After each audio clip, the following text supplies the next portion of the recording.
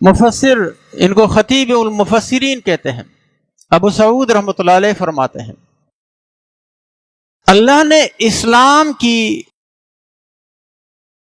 جو صفات بتائی ہے، تعریف فرمائی ہے، تو کیا تعریف فرمائی ہے اللہ نے اسلام کی؟ وہ یہ فرمائی ہے کہ یہ انبیاء کا دین ہے۔ یعنی یہ نہیں فرمایا کہ انبیاء بڑے لوگ تھے کیونکہ انہوں نے اسلام کو مذہب بنایا، بلکہ اسلام بہت اعلیٰ مذہب ہے کیونکہ انبیاء نے اپنایا۔ آپ سمجھ رہے ہیں میری بات؟ وجہ اس کی یہ ہے، جب ایک اعلیٰ ترین شخص ہے وہ کسی چیز کو چنتا ہے، منتخب کرتا ہے، پسند کرتا ہے، یہ اس بات کی دلیل ہے کہ وہ اعلیٰ درجے کی چیز ہے۔ محمد بن سلمان کے ہاتھ پہ گھڑی ہے تو ہم کہیں گے یار یہ گھڑی یہ کوئی معمولی نہیں ہوگی۔ ابھی میں نے ایک خبر پڑھی تھی، وائس آف امریکہ کے غالباً کہ کوئی عینک ہے ملی ہے ہندوستان سے، مغل کسی بادشاہ نے اس کو استعمال کیا ہے، اب شاید یورپ میں یا کہیں پہ اس کی جو ہے نا بولی لگ رہی ہے، نیلام کے لیے اس کو پیش کیا جا رہا ہے، اور شاید اس کی کم از کم بولی جو لگے گی غالباً جو ہے نا وہ 20 لاکھ سے 35 لاکھ ڈالر کے درمیان۔ ایک چشمہ ایک عینک کی اس کی کیا حیثیت ہے، لیکن اگر ایک بادشاہ نے اس کو استعمال کیا اس کا مطلب یہ ہے کہ یہ وقت کا اعلیٰ ترین نمونہ ہے۔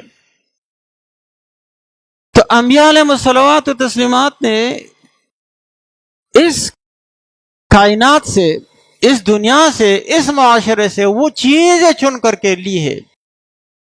وحی کے بعد نہیں، صرف وحی سے پہلے، بچپن سے، کہ جو اس معاشرے میں خوبیاں تھی، جو اس معاشرے میں اعلیٰ قسم کی چیزیں تھی، وہ چن چن کر کے لی ہے بچپن سے۔ کسی بھی نبی کے بارے میں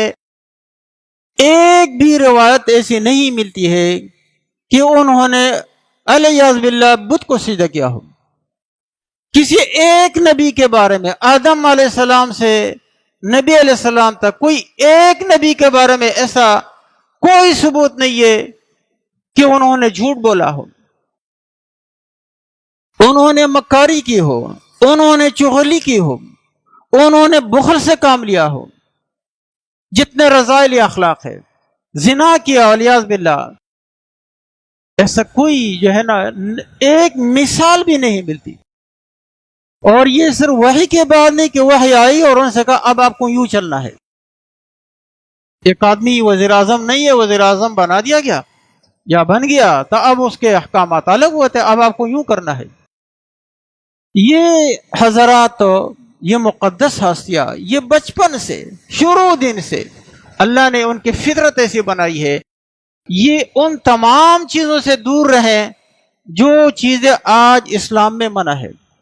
جو فرعی مسائل احکام ہیں، نماز کے احکام بدلتے رہے ہیں، دوسرے ادیان میں کسی میں نماز کی تعداد کم، کسی میں زیادہ، کسی میں اوقات کا فرق رہ سکتا ہے، روزوں کا فرق رہ سکتا ہے،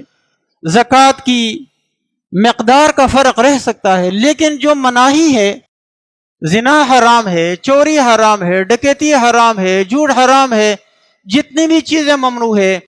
تمام انبیاء علیہ الصلوات و تسلیمات بچپن سے لے کر کے وفات تک جو ہے نا ایک مثال بھی ایسی نہیں مل سکتی کہ جس